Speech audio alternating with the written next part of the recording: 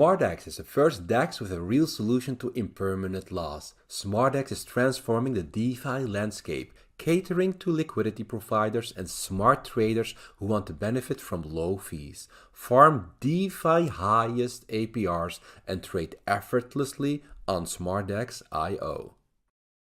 Good afternoon, everyone. VC Richfield here, coming to you live from London. It's just gone a couple of minutes past midday, making it just gone 1100 UTC.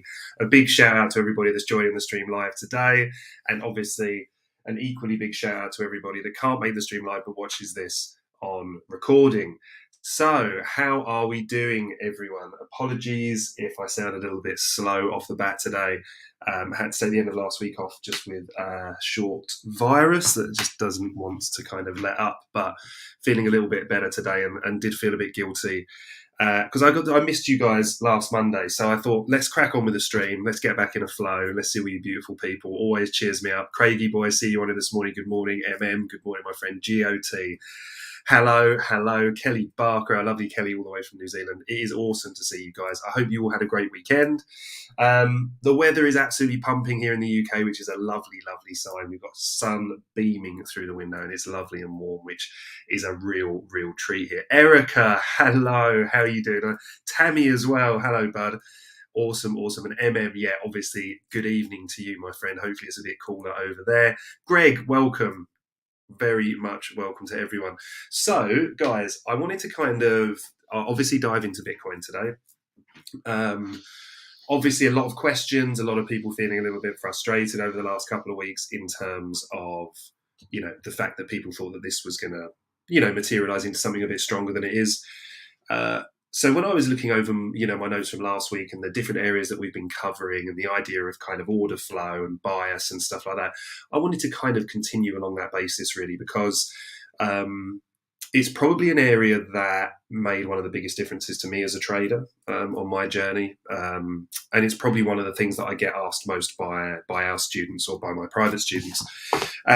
So you'll hear a lot of traditional trading based around a triple screen method, meaning that you have your high time frame, medium time frame, and then your execution time frame. Okay.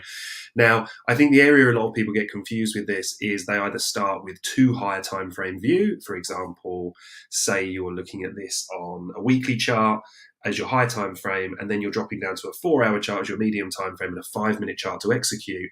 There's too much space between those time frames, right?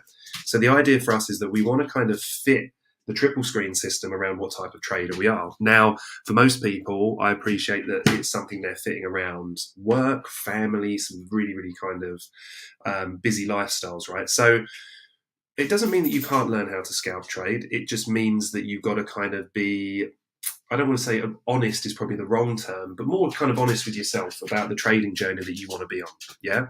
Because if you learn how to do scalping, yet you can't sit behind the screen for hours a day within your allotted time, then that's going to be a little bit of an issue. However, you can build scalping systems that can be based around, particular time windows, right? So Craig, exactly. I know Craig's someone very, very demanding work lifestyle, fits his lunch breaks around like live streams and stuff like that, which shows amazing commitment.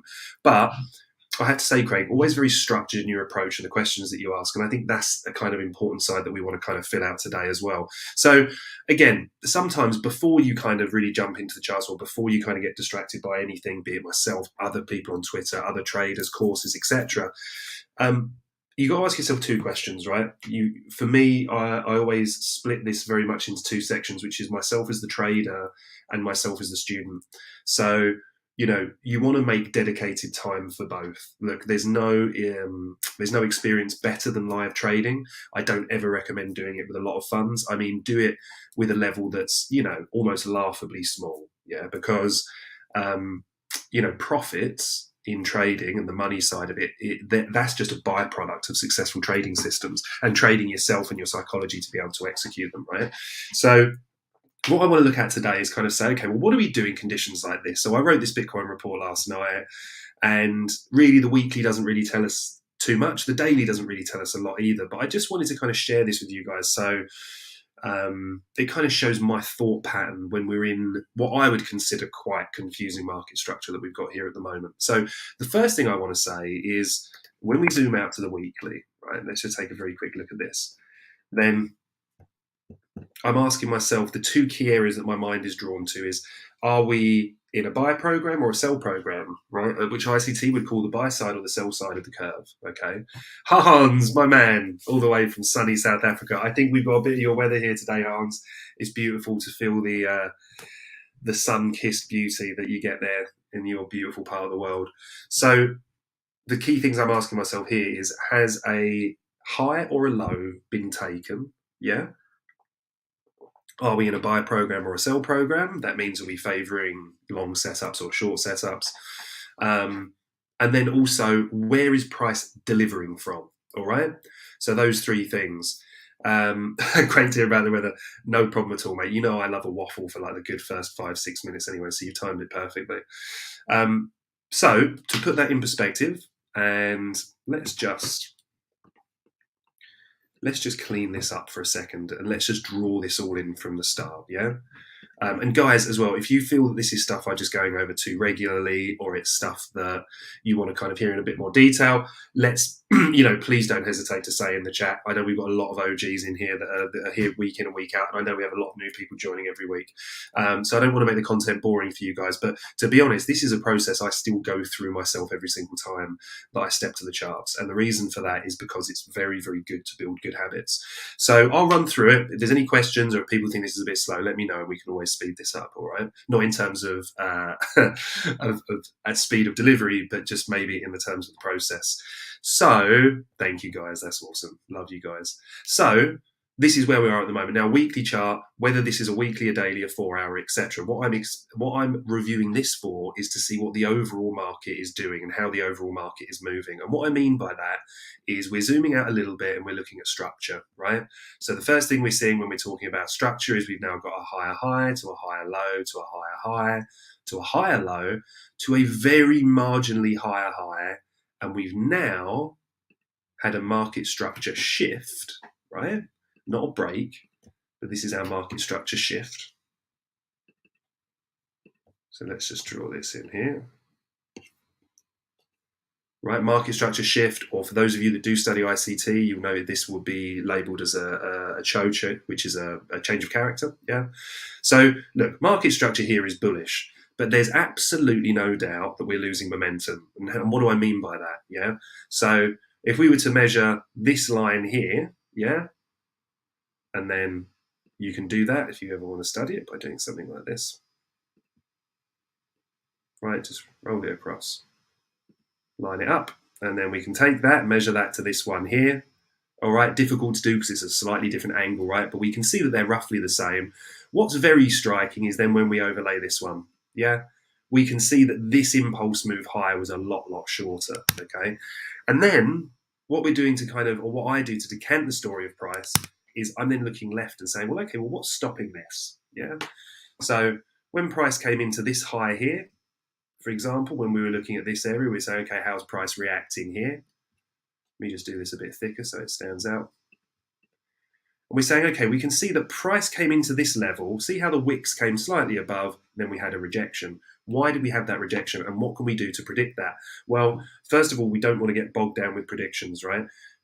What we want to do is have a process that leads us to a place where we can make high probability decisions, yeah, meaning that we never know if we're going to be right or wrong, but trading ultimately is a game of being profitable over time, yeah, which means you just need a system that trades the market, that earns more than it loses, and you need to roll that out consistently over time, use the benefits of compound interest to grow that account, to grow your account sizing.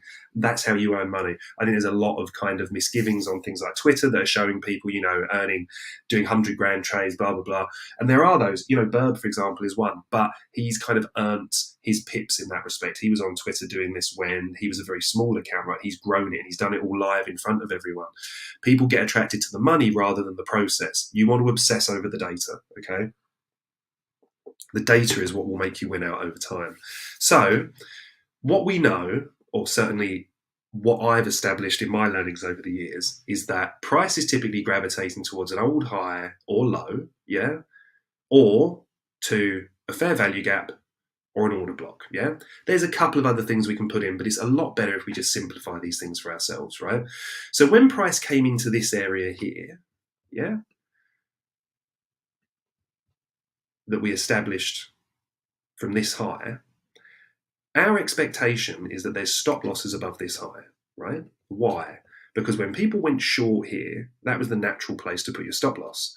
Now, we can see when these lows here were run, price had this bullish reaction, then we wouldn't have got, on a weekly scale anyway, bullish here, right? Because we would look at this fair value gap here to be delivering more bearish price action, okay? So let me explain that a little bit better. Now, when we're here, we're clearly in a bearish trend. We can see we've got the big move down here, yeah? We then have a corrective move to where we have a corrective move into this fair value gap, yeah? We see this space in here. Now, the expectation is for price to engage with this area, right? And within it, we hunt short setups, which we got here, okay? We don't know where this is going to engage with our short setups, right? But we monitor this area. So we highlight this, drop to a lower time frame, and then we look for our execution patterns, right? And then we know that price is ultimately searching for liquidity below the lows, yeah?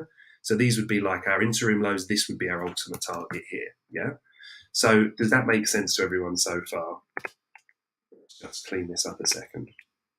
So naturally, when we've now taken out this high, yeah? So remember, like we were saying about this high here, what do we want to see? We want to see the reaction when we get to these levels. Now, what happened here? We had an initial little peak above, yeah? And then price dropped down. What then happened? See this, what I would say, a strong close above, yeah? Awesome, thanks guys. So this is a strong close above. Why? Because there's more body than there are wick, yeah? So, you know, price, you can see this one, for example, that's a strong close above. That's why I was very vocal about this area, right? Being the place that I wanted to see price retrace into before we were looking for price to attack these highs. Now, if we draw this high across, we get the strong close above. What have we got here, right? Well, remember, we're saying to ourselves, let's just do this very quickly as well, right? So we're saying to ourselves, when price gets here, price is closed strongly above here. Now, do I want to be a buyer here? Absolutely not. Because this, I'm always looking for what my next target is. So let's do this in green, right? Now, what we're saying is if our theory is correct, and this close above shows us that the buyers have stepped in and there's conviction for price to go higher, we've also taken out this interim high here, yeah? Which we can see actually capped the body of this, right? Which should also be another little bit of a warning that says, okay, price is still rejected here a little bit. Let's be patient, see what happens. So the problem we've got is if we jump in here, we've really got no natural place to kind of put a stop loss because we've got this big gap down here, the FVG, yeah? So for all we know, price might dip down into this and then reach up for liquidity higher, all right? So what we want to do is we want to make a note. Now this candle is closed, it's left us this fair value gap, right? So we would then, as time plays out, look for this area to be retested, right?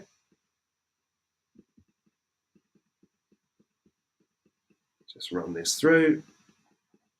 Okay, now we notice that this held a support and this popped up to here. So does anybody know why that might be? What have we engaged with here while we were looking for this to be filled? We've got this high here, we've had the strong close above. When this candle closed, this was our available fair value gap, right? What else has emerged since then that we could have looked at to target?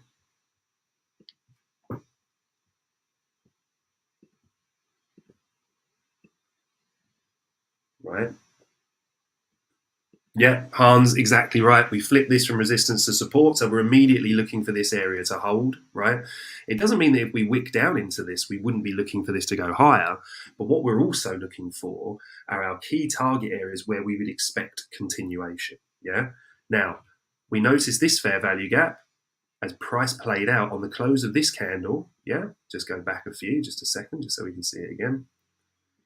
Now, on the close of this candle, we have some very, very important things to make a note of, right? One is that our target, as price is moving up here, if our expectation when this candle closes is for price to reach above this high, yeah, then that doesn't change when this candle closes. It would have changed if it ran the higher because we would have taken liquidity, right? But it didn't. It merely left us another fair value gap. Now, remember what we're saying. We want to monitor these areas, right? Because we're not looking to execute on this time frame. We're looking to drop this down to an executable time frame, right? Meaning that we probably drop this to like a 4 hour or something, yeah? So that would be in a triple screen system, weekly, daily, 4 hour. Weekly for our high time frame bias, which we're drawing this out on, daily for confluence and to refine our areas and levels, and then the 4 hour to execute. All right. Now I know I cover a lot of low time frame stuff, which I'm very conscious of. So I wanted to start doing a bit more high time frame for you guys, because it gives you a little bit more time to kind of fit this in around your lifestyles as well. So let me just get rid of this for a moment just to clean that up. That's not relevant now. That liquidity has been taken. Price has moved beyond it, which gives us even more confirmation that we're in a bullish trend. Yeah. Price is moving up, even on a micro scale, low, higher, low. Yeah. Sorry, higher, higher. Sorry, low, lower, higher, higher, low. Break of this. We're now moving up higher. And that is more with your micro trend, but we've definitely had that change of character. So our point of interest is this. Yeah. Now, when we get to that, what we're now looking for, and we can see as we drop this down to a daily, see how they both align. Yeah, we've got this fair value gap, which is actually a weekly fair value gap, and this also overlays, which we can see here with the daily. Now, the daily is slightly larger, right? And for the sake of studying it, let's put this over the top, and we're just going to pop a D, this one, so we know that that's our daily overlaid on our weekly. So what do we want to see? We want to see price engage with this. Yeah. When price engages with this, we then want to see price move up. Learning. Hey, buddy. Yeah, wishing you a very successful and prosperous week too, my friend. So on a daily scale, what are we looking for? We're waiting for price to come back down. Do we get engagement with our level? Oh, okay. So we do. Right.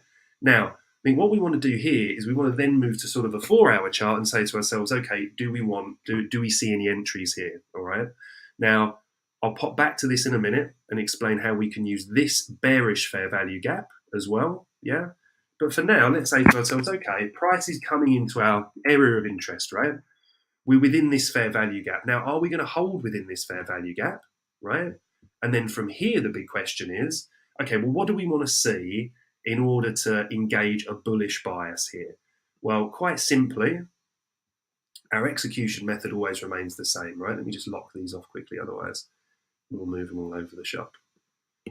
So remember, what we want to see is we want to see a shift in structure, yeah, followed by displacement. So what we have here is we're looking down, we're looking for lows and highs, still bearish, lower lows, lower highs, lower lows. We get a higher high here, yeah? So let me zoom in for you guys. So why is this a higher high? Well, there's a high flanked by two lower highs. Even if we were looking at this in terms of being a fractal high, yeah? We've got the high, which is higher than this. This high doesn't close below this low, right? And then this candle breaks that candle's low, which is how you would typically look at it in sort of a mechanical or programming fashion. So however you pick and choose your highs, make sure that you stay consistent. But for me, I'm happy with that. So we've now broken through that high, yeah? Now, when we say we want to see it break with displacement, we're talking about it leaving a fair value gap, right? Which means that we can target this fair value gap for an entry, yeah? So as we can see here, we've had our break, structure moves away. We would want price to return down here to our FVG, which I don't think it quite does. Low of this candle is 217.53.3, and this was 217.55. So it didn't. I mean, you're talking absolute pennies on the pound away from it, but it didn't. So our option here is to say, okay, well, if we start to see these moves exceeded again, because ultimately, you know, on this time frame we are on a sell model, then we can wait to see if price comes down, which it does. We'll tag us back in here. Now, it's important to remember we want our stops under the swing low, yeah? You can be aggressive and put it under the interim swing low here, yeah? And I always add a few pips to it.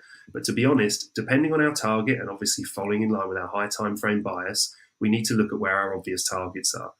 For me, I'd be looking at this, right? I'd be very conscious of this high here, yeah, because we want to look at clear and obvious places where price could reverse. Now, what we can see here is we've got an 11.35 R trade, okay? Now, I know you'll see these kind of things on YouTube and bits and pieces a lot, but in my opinion, and I write this in all my strategy notes, I prefer safety, right? And especially when you're talking about heavily volatile markets like cryptocurrencies, right? Because, you can get high volume sweeps, can come down, lack of liquidity can drive price a little bit lower or higher than you might expect, and then you end up kind of getting stopped out.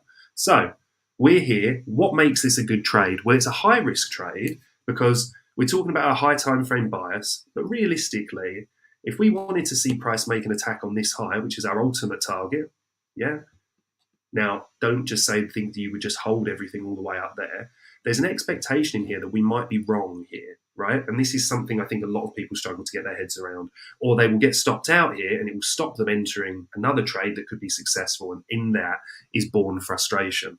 Now, if we wanted to be more risk averse, meaning that we accept a lower risk to reward, yeah, then we could do something like this. This bearish fair value gap here on the 4 hour should be rejecting price. So let's do that in red. Now, if price closes above this, yeah, then we would look for this to turn to support, and that's where we would look to take our long setups, right? However, if we want to take a higher risk but high reward setup here, this is where we can take it, all right? Again, it very much comes down to your style of trading and the risk that you're happy to take, but that's basically it. If you want something which you would call a confirmation setup, meaning that the market gives you a little bit more of an indication on the lower time frame that it's aligned with your high time frame bias, then you would wait for something like this, right? Like an inverse fair value gap for a key level, like any kind of support and resistance flip that should be offering a rejection to turn to support, all right? So let's say we're in here now, we've taken our position with the high risk entry, right? And we're probably out there, and we're definitely out there, right? Fine, not a problem. Now, let's just hide this for a second so that we can make it visible again. Now we can go back to this. So we are minus 1R, yeah?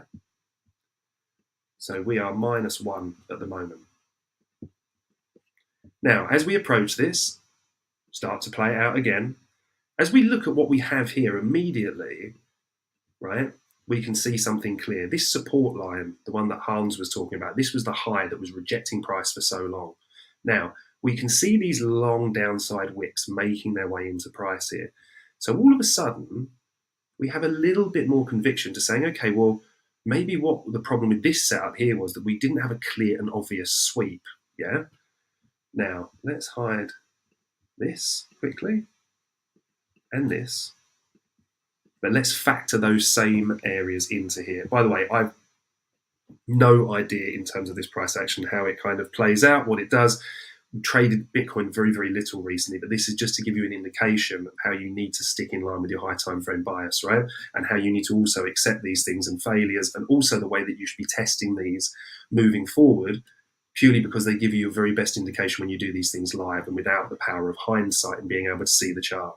So now, what looks quite good about this is that we've had this sweep of the lows, right? Now, remember what I was saying about an inverse fair value gap, meaning that we can see something that should be offering resistance turning to support. Yeah? So the price has come down here. Now, look at this fair value gap, right? And look at the body of the candles, right? And how they respect this fair value gap. You see the wick above, but the price and the body always comes back within. Now, this one closes above, right? Yeah? So now, this becomes an inverse fair value gap, which I draw in purple. Now, that to me is telling me that this should now become support, yeah? And the price is getting ready to move to look for higher prices. So, what do we want to see? Well, we've still at the moment got lower lows, lower highs. So what we want to do is we want to see a break of a high. So we've got this high here, right? Or you can take this high here. For me personally, these are the ones that I focus on. So now I want to see a move with displacement, giving me a fair value gap that allows me to get involved, right? Now look at that move, right? This is what you'll hear quite often referred to as like a Darth Maul candle, yeah? These are often from highly news-driven events, right? market opens, traditional market opens can see them catalyze sometimes as well. And it's a move that's just designed to just take liquidity below the lows and above the highs, right? So often you'll see them on news-driven days. Take a look at that next time you see things like the FOMC, yeah? So now we're just looking for structure, yeah? We can see here, we're now getting into bullish structure, and boom, right? We see that, we're stopped out on the first one, we remain patient, we get our impulse move higher, we can then look to get involved and then push this higher, right? Sometimes you'll get moves, not sure if we would have even got in on this one, it's just moved so quickly. But the whole idea is that it doesn't matter if you take that initial hit, yeah? Hey, good morning there. Yeah, it doesn't matter if you take that initial hit. It does not change the high time frame bias, yeah? So we zoom back out now.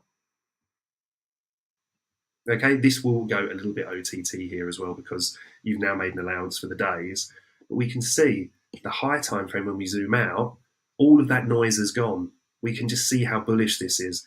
Pulls back into our area for consideration. We get stopped out of our first trade, second trade, boom, to target. Now, if we drop down further from here into this area, we would have simply waited for the market to show its hand again, right? For something like this, we get that sweep once more, price recovers, and then it tells us that it's ready to move higher. However, if price fails to hold this and starts breaking down, then we can zoom back out again to our higher time frame, right? Remembering that on the weekly, we can see price close below here, and in which case we can then expect price to push a bit lower, all right? Yeah, exactly. So really good point here from Harms as well. Right, when we're looking at our candle patterns, remember I mentioned the wicks on the candles earlier. So I know this looks a bit confusing here. You've got these downside wicks, but look at the length of some of these upside wicks that we're getting, yeah? You can see prices pushing up there, getting forced down, pushing up, forcing back, up, forcing back. We're getting a little bit of that here. Price is coming down, and we can see we just can't get below this level. And then what Hans is talking about is this candle here, right, which is our bullish engulfing candle, yeah, followed by a little bit of a doji, but a little almost a pin bar here. Yeah, you would call that a pin bar with a long nose. You'd want to see a slightly bigger body on it, to be fair, but a pin bar followed by bullish engulfing. You go and ask Bast about that. He trades them exceptionally well. That's fantastic indication that the market's getting ready to make that move. Okay, so what does this all mean? Right, let's clear this up. And let's get back to some live price action.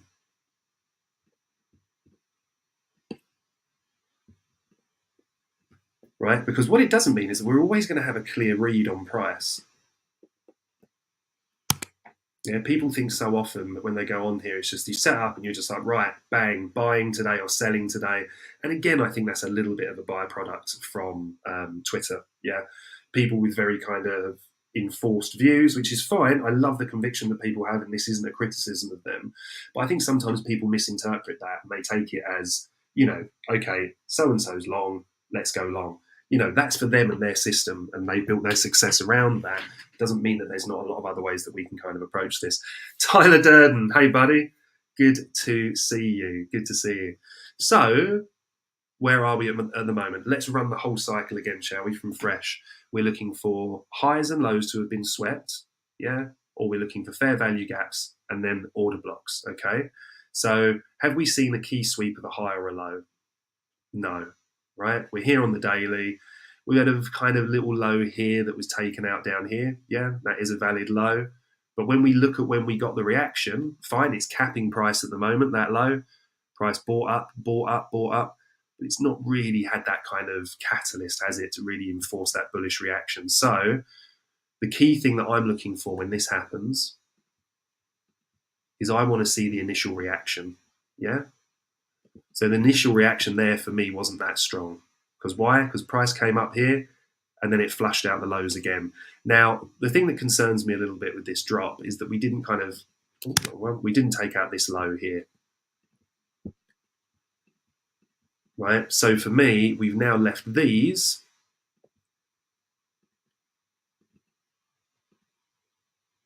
right, which are our relative equal lows. Now that's a very, very juicy liquidity target for me. So I'm saying, okay, if I think that's where price can push to, if that's where it's being drawn to, then where's price delivering from? Remember, that's our next big question here is what's the draw? Yeah. And where's price delivering from? So what we want to look for in terms of delivery is the fact that we are underneath this daily fair value gap.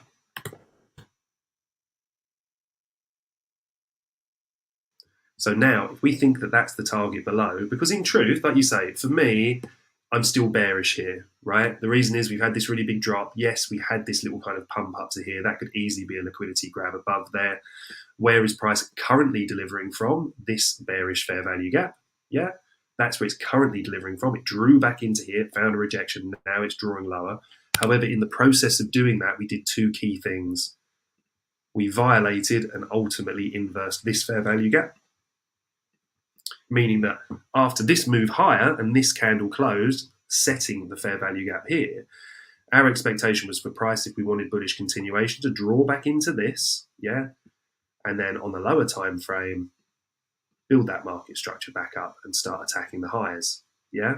We can see here we didn't get that. We got a strong close. Look at the body again, yeah, strong close below this, inverting this fair value gap, meaning that these two now, for me, combine to create resistance, yeah, but also a target to draw price in before finding a rejection. So from here, for me, on this time frame, as we decant lower, it's really, really simple equation. We either break aggressively above this, close above it again, in which case we look to our lower time frames for bullish continuation, or the more probable, in my opinion, it doesn't mean that it's going to happen, is that price draws up into this, yeah, before rejecting and making a move, first of all, for these equal lows here, and then potentially for these lows. And below that, we just don't know, right? Or I don't know. I want to monitor price action when it gets there. So with that in mind, if we now drop down to our 4 hour,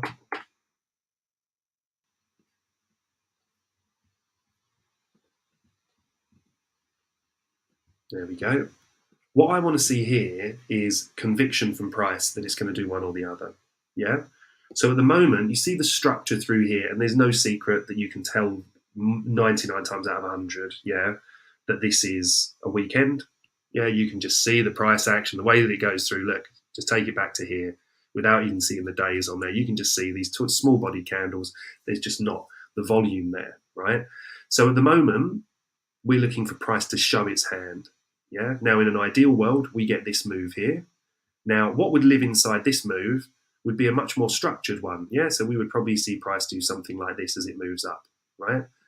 Then what we would want to see ideally is a high swept, the low that swept the high taken out, leaving us a fair value gap to get involved in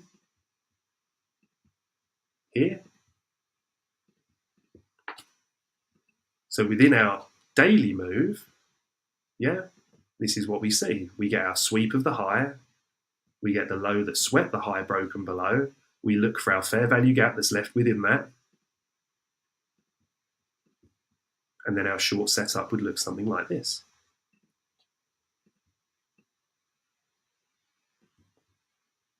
With our ready-made target, just to be on the cautious side, I'd target this low down here, and I'd also be aware when we take out these kind of internal lows as well.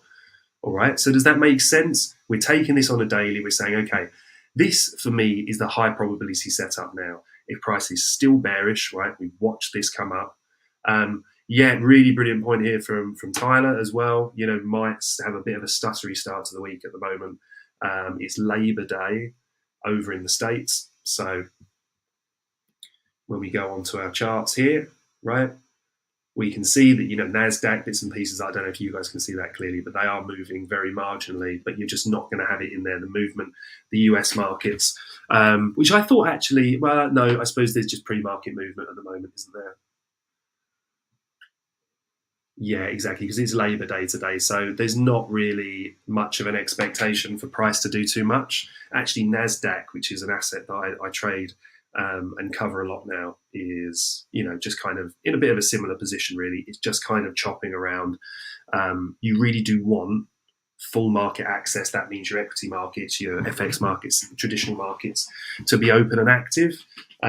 Because off of that, you do obviously get a lot of that then pours through into your kind of risk assets or your beta risk assets like crypto, Bitcoin. News also Wednesday and Thursday. Yes, should see movement soon. There's definitely a few catalysts that we could be looking at this week for sure.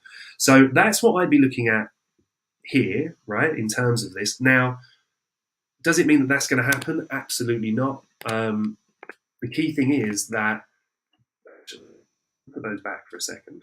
Now, the key thing is here that we have a set of rules that we can follow. So if we never get this, if price just doesn't give us this, right? Well, let's leave that up there and do that in red. So option A, we get this short setup. Price draws back into this fair value gap. We get the catalyst. We get the breaking structure. We get our sweep. We get our breakdown. We get our setup. We get our trigger. We take our trigger, right? Targeting lower prices. However, if we don't get that option, right, and price follows something like this, yeah, okay, and we're looking in here, we're monitoring for our short setups, we're saying, okay, monitoring for shorts, right? Ultimately, we reclaim this area, right? Now, remember, we would zoom out on this. We can play it on a 4-hour scale because we've got this 4-hour fair value gap in here, but we know we've got this daily one here. So for this to then be inverted, yeah, we would then simply just change our bias here. Mechanism remains the same. This goes in green. And what are we looking at? We're looking for structure to rebuild. You could go long within here, but you have to accept that the risk is high when you're counter trading your high time frame bias, right? For me, I'm happy to watch this, and on a daily scale, you get this close above. You then watch this, yeah? Watch the structure build. We get our sweep, right? Price sweeps the low. We have that breakout here, this impulse move, right? That leaves displacement, meaning that we have a fair value gap in here to target. And then from this respect,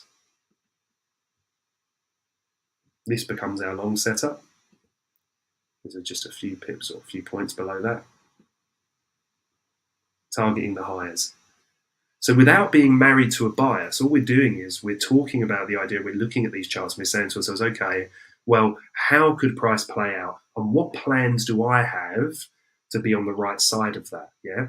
So say, for example, we take this setup and it triggers and hits every point of our TA and it reverses. Price gets to here and then it pops back, closes above here. Well, fine. We've taken our stop out, right? We're 1R down. However, we've now got even more conviction, yeah, that price is ready to move higher. So our 1R down is then eclipsed with a nice 2.8R winning trade, yeah? That's the whole idea of it. One of the key things to do, and what a lot of students suffer, is they will play this out as TA, consider this, but not really. Then it starts to win, excitement, the adrenaline builds. Yes, great, I'm in a winning trade. Then it gets stopped out. Frustration comes in, questions start being asked of the system. The key is you have to test these systems to a point that when you're stopped out, you're just like, look, it's just the nature of the game, right? We're just doing an amazing traditional market challenge with some of the Bird Nest fam. We've involved some of our students in it, some of the community, the professional trading team. And I went from the sublime to the ridiculous. First week of the challenge, I had 100% win rate. Second week of the challenge, I lost 4 trades in a row over the first 5 days, made 2 back after that, but got massively punished, was like 2.6R down for that week. And then I had 5 of 7 winning trades the following week, right? Now, the problem is, throughout that second week, all of my setups were the same. I was taking the same setups, the same triggers. When I lost 4 trades in a row, then for me, if I lose 2 trades in a row, I step back from the charts, take a look, make sure I'm not doing anything silly or that I'm not rushing into trades. Then I'll take the 3rd trade. If I lose the 3rd trade as well, I'll stop trading for the day. I step back up to the charts the next day and I lost the first trade of the day there as well. So I stopped, I looked back, I said, am I doing anything? Am I not following protocol? What am I doing wrong? I wasn't, yeah. As it turns out, I wasn't always making the best decisions when it came to the spread, which is something you have to consider in FX and traditional markets. However, that wasn't the reason the trades lost. The trades lost because I was wrong. But over time, my system is right more than it's wrong. Yeah. So I've traded and tested years and years and years of data on this. So I know if I keep consistent, it will win back over time. Lo and behold, got ourselves back on the streak. We ended up overall, right? Now, that was the same for the other traders in the challenge. People were having massive up weeks, big down weeks, right? Look at someone like Burb with his high time frame trend following system, yeah? He's going to be wrong most of the time, 60 to 70% of the time. You've got to have the constitution and the mental resilience to take those hits. Now, when I was training myself to trade and I started on the high time frames, I realized that my OCD, I'm probably got a little bit of ADD as well, like attention deficit disorder, possibly a smidge of bipolar, something like that, that makes me a little bit more of an edgy character, right? Not edgy as in cool, but edgy as in I don't want to sit there for 3 weeks and watch a trade play out. It makes me want to tinker with it, right? So to remove that temptation, I trained myself to be a lower time frame trader, right? And within that, it means that I can get these trade setups open and closed within a day, most of the time, or even less time. And that really, really suits me. So it's trading comes down to that as well, what suits you, because sometimes, or however you trade, you have to have a lot of patience, but you also need to be honest with yourself. Hasta la vista, Barbie. Hello, my friend, and absolutely welcome. Great to see you on here. Hans, what gems have you got for me, mate? Gold also dropping today. Okay. Will affect markets. Yeah, you're absolutely right. Gold's been on a bit of a crazy tear recently, and then a crazy drop, and it's kind of here, there, and everywhere. So, what would you like us to take a look at? We've got about 20 minutes left in the session, maybe a little bit less. Let's maybe take a look to see if we can get any setups. I do have a feeling it's going to be quite a flat start to the week. However, when it is, let me show you this just quickly.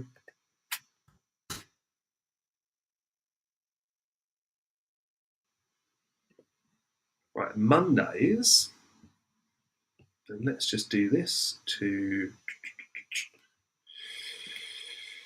What do we want to look at? What have we... Let's just add our month and week breaks on for a second so that we can pick out our Mondays, because this I've certainly always found to be really, really helpful.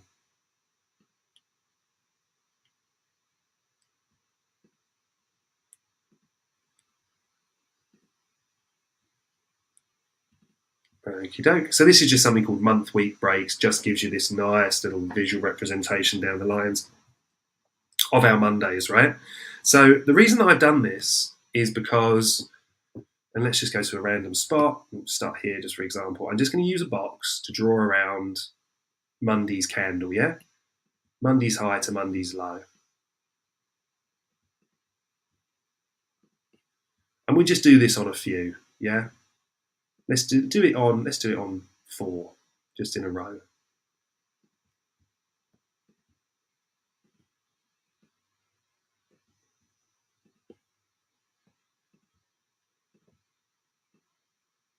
Right, here we go. So now we're going to pop replay onto here.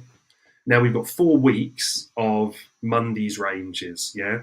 You'll hear a lot of traditional market traders talk about this, some real legends in the game, Trader SC, Trader Dank, an amazing Irish trader called Dominic James, who you guys should really check out, who uses things like Monday's range and that beautifully, inside bars as well. Always been very impressed with his stuff. But when you hear this mentioned, it's because quite often, and this is the world that I was trained in as well, you'd often like to see how Monday's price action develops, right? Now, you would use your higher time frame trades and your higher time frame allocations and portfolio rebalances, bits and pieces like that on a Monday to, see how the week is open, see if you've gapped, see if you have to hedge or if you have to balance. But while we look at this, right, we drop down to our 4-hour first, so we've got a little bit more data, and then obviously from that we'll drop down to some more executable time frames. What are we looking for when we trade ranges? Yeah, let's start with this one. And I'll do this just so that we've got kind of a little bit of a view where we can squeeze everything in, but then we'll look at it. Now, I'm going to do them all in green just for the sake of ease, but I'm just going to mark the deviations.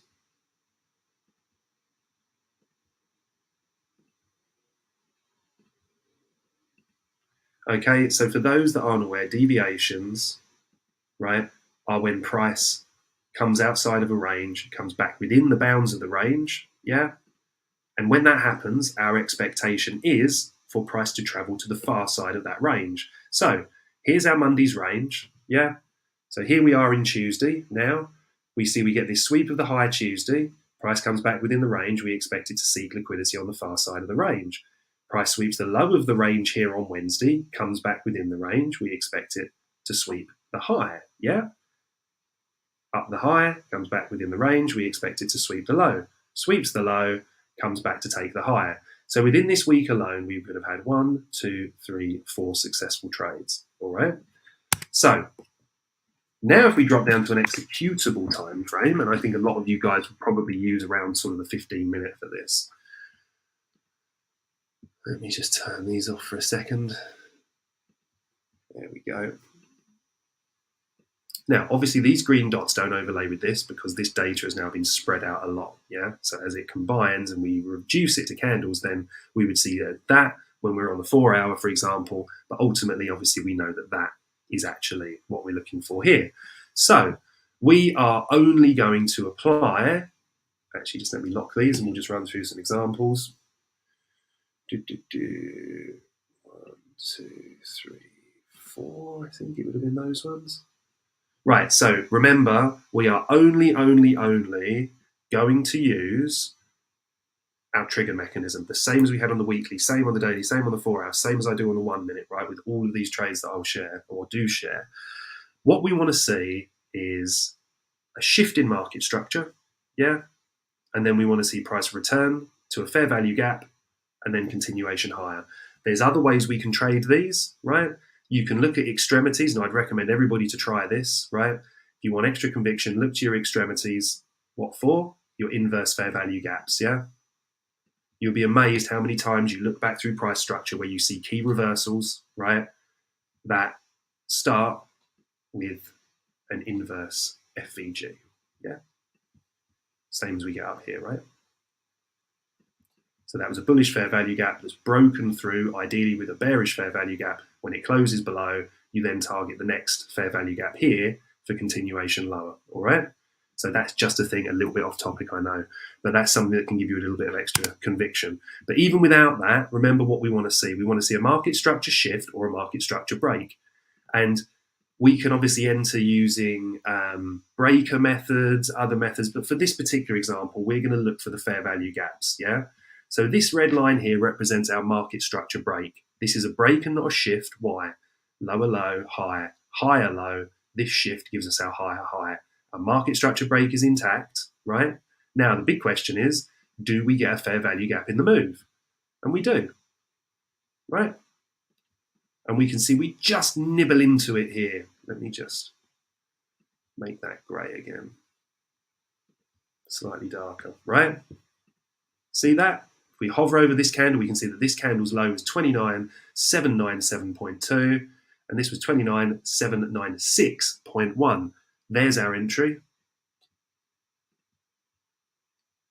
Here's our long setup, right? Again, let's look for our risk to reward. We always want to be aware of internal targets in and around here as well, because what happens if price rejects here or it rejects here? We don't want to just hold these things blind. I like to move my stops up, right? And I like to de-risk the trade. So I could think to myself here, well, all right, maybe I want to go to the origin of this fair value gap with my stops. How does that affect my risk to reward, right? A 3.1. So again, depending on your risk profile, I'm someone that's more risk averse, yeah? Then you say to yourself either you want to go really safe, right?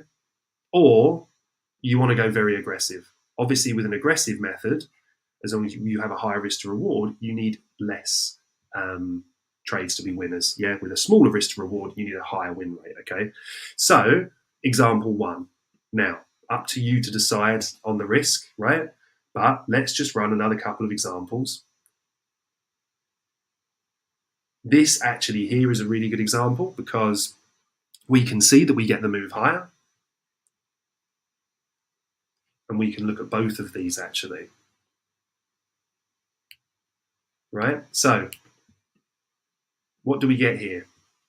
This one's really nice as well. We get a nice clean sweep of this as well when it takes out and deviates. What does it do? It comes back within the range. What do we now need to see? We need to see a high here. Yeah, taken out. So, what have we got? High, higher low, higher higher. What do we get with that move? we get this beautiful displacement, right? Meaning that do we get a fair value gap? We do. Here's our FVG. Here's our long position. That's when we're triggered in. This one's nice. See how we've got a nice clean swing low. We've got a really, really good position here for our risk. I'm happy to take that. And the other option is for me to be all the way down here, which just makes the risk to reward not possible. So with this one, I've got some more conviction. Yeah, it's not quite as tight. I'm happy to play that one out. Now, obviously, I'm aiming for here. But then what I need to accept is I need to say to myself, well, where's a position here that I can move my stops to entry, yeah, if I'm wrong? And we can see on this one, actually, that we are wrong, yeah? The principle was right. We got the deviation. Price ran about halfway, but then it died. So can anyone tell me one thing that we've not added to this range yet that can really, really help us? If we're range trading, we're looking for a deviation, yeah? And then we're looking for price to head for liquidity on the opposite side of the range via what? If you picture a range in your head, you have a high, you have a low, very close, Craigie boy, very close indeed. Think about a Fibonacci, think about what's in the middle of a Fibonacci typically, and what is in the middle exactly. Exactly. Well done, guys. Craigie boy started the avalanche then, and you guys tucked it up a tree. Exactly right. 50%. So here's the top of our range. Here's the bottom.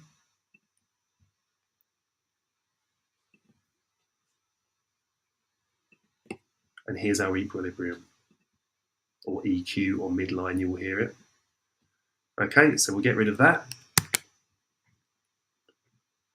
Now we can see we have a ready-made slot to take profit. Why? Because there's an expectation in terms of systems, algorithmic trading and stuff. By the way, I want to see this, if I've got a lot of conviction in the trade at 1.4, but ideally 1.5, this is at 1.87, so round that up 1.9. That's fine for me. When price runs there, I'm happy to trim a little bit of the trade, put my stops to entry. Ultimately, we get stopped out down here, right? But we get the same here, right? We're at the equilibrium. What happens? We get tagged in here. We tweak the midline here, yeah, meaning that our stops go to entry, but we can see as we move this across, our stops never get taken, and then we ultimately get to take our target 2 profits, yeah, at the end. I don't always recommend taking too much profit at target 1. You'll often find they're quite conservative targets. For me, I like to take enough to cover my fees. Yeah, on low time frames, these fees can be a bit higher, all right? So let's run through just a couple of quick explanations as well. Guys, if you've got any questions on this, or if you want me to go into any more detail or anything, please let me know. I just like running a few examples for you guys so that, you know, just so that it kind of comes across clearly. I appreciate sometimes I can go a little bit fast for people, or with these kind of the new subject matter as well, it can be a little bit more confusing. So you could take either of these highs here, but it's either of these lows, sorry, I would be favouring this one because it's also fractal. And these are the trades that you really want. When you really catch these setups, this fake out here, yeah, or this deviation is then very often followed by an incredibly quick move. It's caught people on the wrong side, trapped them, taken their liquidity, and flushed it out, all right? So we see here, there's a high, low, lower high. This is the move down, yeah? This is our breakdown, right? So this is the displacement leg we're talking about. And what do we want to see in that displacement leg? We want to see our fair value gap. We take our short position from here. We're ultimately tagged in pretty much on the very next candle. Now here, we can be, again, super aggressive above this swing high. That's valid. And ultimately, really, we don't want to see price move beyond those white candles because that's the order block. So, you know, there's a lot of right to be aggressive there. However, if we want to be safe, we want to put it a few points above here. But we need to make sure we've got 1.5 or 1.4 at least, 1.42. Okay, we're in a nice range trade. We've been banging it side to side. We would take that, I think. If you're not happy with that risk, yeah, then you would need to drop it to there, in which case you've got a 2.73, which is much nicer. But again, you need to remember sometimes that can get us stopped out. So let's see if we can find a loser, shall we? One that kind of really takes us in. No, that works well, that one.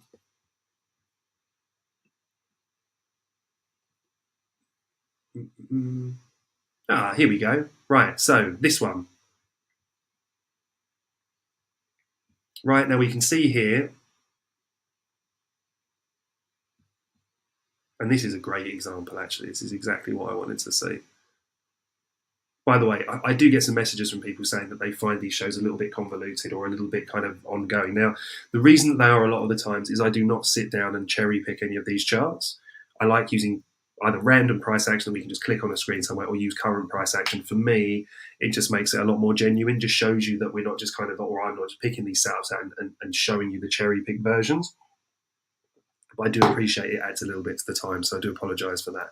But what are we looking for, right? Now, aggressive entry here. We have our sweep down. Love this because we're within our New York time zone as well, right? We have this fractal high in here, yeah? So this is our high. We sweep that high, right? Boom, expansion higher. And now quite often when you get a setup like this, we get that expansion, right? We get that displacement leg higher. Price drops back down, tags us in here perfectly. We've got a perfectly made swing low down here, right? Once again, what we would be doing here is splitting this. Yeah, for our equilibrium, we'll just leave it like that for a moment. So that would have been our get out of jail free card here at a nice 1.9 R. But ultimately we can see price really teased us getting into it. Or maybe it did actually. No. Oh man, that's close, right? That was just that little spike up that almost got us out at safety, but ultimately we lost. All right. So we can see that those moves don't always work. However, as we look back to here, we can also see that quite often they do, right? Sweep of this high. I'll just show you this one more example, and then we can take some questions, bits and pieces if you've got them, guys. Right, what are we looking for? Break of a low. What low? Well, here. Here's the displacement leg. Now, if you have, thank you, Craigie boy. Apologies, we almost got it finished up in your lunch hour. Always appreciate you coming on, mate. Have a magic week, and I'll see you on Wednesday. So, displacement leg lower. So some people will say, okay, well, you know, you've got a fair value gap here, you've got a fair value gap here. How do you know which one to target? Well, this is where our premium discount comes in. Yeah. So from our displacement leg, which starts here. Yeah, so from that high to that low, price comes up. What do we target? Well, we don't target this fair value gap. Why not? Because it's down in discount.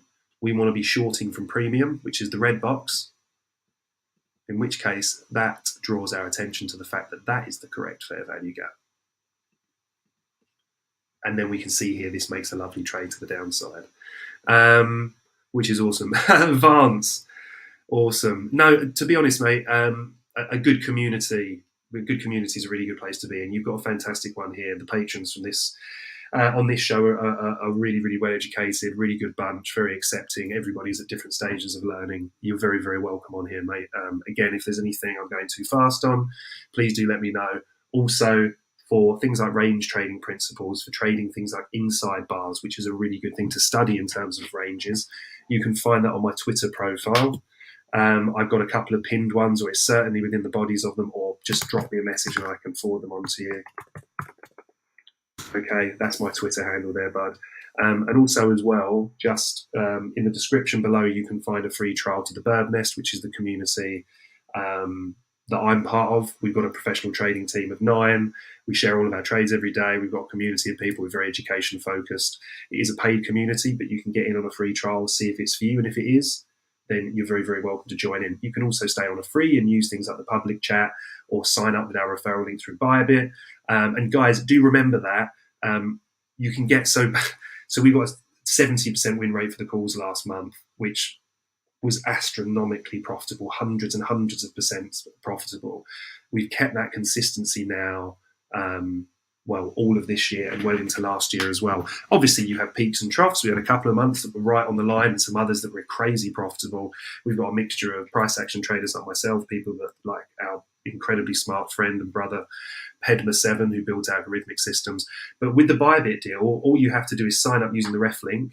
You only have to deposit a little bit and you get X amount of months free access to those calls. Now, I say this to everyone, and we stand by this as a company. You don't want to rely on those calls in your trading journey. What I mean by that is that it's you want to educate yourself to do this for yourself. Yeah, like they say, you can give a man a fish, feed him for a day, or a lady a fish, feed them for a day. Or you can you can teach someone how to fish, right? And equip them with a skill for life. You want to be the person that can fish to get your own fish, right? But a really good way to do that while you're going through the education process is get access to the calls only deal, because it doesn't cost you anything. You're going to deposit to buy a bit anyway. And then from there, you can make some money on those trades, which will pay for your education membership on the Nest. And you have that beautiful synergy then where you're kind of making money without it costing you money. Just an idea. It's not something that's for everyone. Certainly not going to push it any harder than that. But if you're interested, that is always available, all right? And it's really good to see you on there, Vance. Great to have new people on here to join all of our legends as well that have been here for a long time. So I hope that was clear, guys. A really, really good way to do that. And look how Monday's range developed, and you can play that out. If we just kind of cycle back through a few more just to see how they would have played out as well, we see we would have been in just an absolutely stonking short trade there. That would have been an absolute blinder. Let's take a very quick look down here, just to have a little peek across at the other ranges quickly, because we don't want to, we've had two ranges there that have just played out astronomically well, yeah? So this trade down here, you could take an aggressive repositioning here because we've dropped really far out of this range, the grey box. So you could say, okay, well, the deviation here is the sweep of this low and price climbs back up, but technically we didn't climb back in the range. You'll notice that's a bit of the reason why we had so much chop below here, right? And hasta la vista, Bobby, I've seen your questions as well, mate. I'm going to bang onto those in 2 seconds. Here, yeah, what did we do? Now, this one was quite nice, actually, because we had the break and come back in here with the structure shift. So we can see here the fact that price has now got back within the range here. We can take that as an early sign of strength. Here's our market structure break. Yeah. Here's the displacement leg. There's our fair value gap. Yeah, the one that would be down in discount. Price comes in, tags us in here, stops below here, runs up nice and high. Beautiful, love that. Right, so I'm not going to go on about that anymore. Got a couple of questions to field, and then we'll call it a day for our Monday session. So, hasta la vista, Barbie. I have a question about fair value gaps and OBs, because it's often also the case that below above, as you can see in the market right now, the fair value gap is an order block. Yes, love this question, right? So let's just do this, stick it on the 15-minute, shall we? Yeah? Because obviously this should be relevant however we go. Now, for me, I'm looking at fair value gaps, right, as an area that price is delivering from, right? So what do I mean by that? Now, if we just take the example that's right in front of us, and let's just use this price action here. So when price breaks down here, yeah, now, when it shifts structure, especially if it's at a key point of support or resistance, we can see the top of this range would be considered resistance until proven otherwise, right? So we've got that here. We see we get the breakdown. Now, where we get the shift in structure down here, especially when it's followed by these fair value gaps, we have these order blocks sat in here, right? Now, like with anything, I would recommend studying this. How I use them might not be how other people use them. I was very fortunate to learn a lot from ICT in his very early days, from Trader SZ as well. You'll notice some people are referring them to as order blocks, others as supply and demand zones. Now, for me, I'm just looking for, in moves like this, I'm looking for the up candles, the high volume up candles, before price breaks down and ideally shifts in structure. Yeah? Meaning that when we get these fair value gaps materialize, we also have these order blocks. Now, what our friend Hasta la Vista Barbie is referring to here is, let's say, for example, well, let's not cherry pick. Let's just take this example here, right? So price comes down, yeah, comes up, shifts in structure. Now, see this, the move away that takes out this high, yeah, is when we're going into that buy program, right? We're expecting higher prices.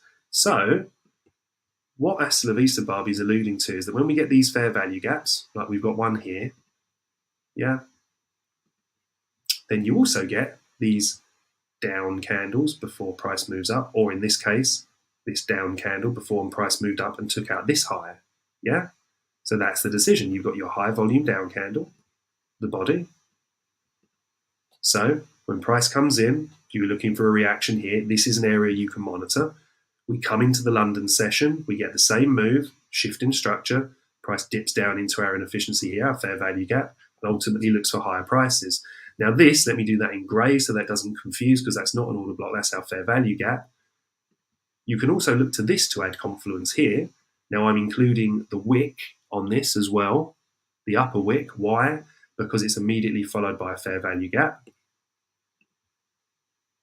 That's how I trade them anyway, right? If it's not followed by a fair value gap, I only allow for the body. We see order block. Why? Price has moved up from here. This is a key point of support and resistance. Why? We can see price failed to close below this, still failing to close below this here, right? Price then shifts in structure here. We leave this, which is the down candle before price moves away. Price then retests this here and moves for higher prices, which it finds above this high. Now this high rejects price here, but ultimately it comes back down into this, which is the origin of this move higher, okay? So that's how I would look to discern between the fair value gaps and the order blocks when they're in there. Now, on a higher time frame scale, is where I really kind of use these, and these come into play as I'm doing kind of my high time frame analysis, looking for this to play into my bias. What we're looking for here, and we can see we've got all of this chop, right? But ultimately, if we look at the origin of this move, that's the move that said to us something's about to shift here. Why? Let me just turn these off for a second. Why? Because we took out a low here, right? And we actually took out liquidity below this low here and here. Then we had that structure break with impulse. Yeah? That's what we were looking for. We've only got a small fair value gap here, but we can see that move, the strength of that move high. Look at the volume in the body of the candle. Yeah? So if we're then saying to ourselves, okay, well, what was the origin of this move?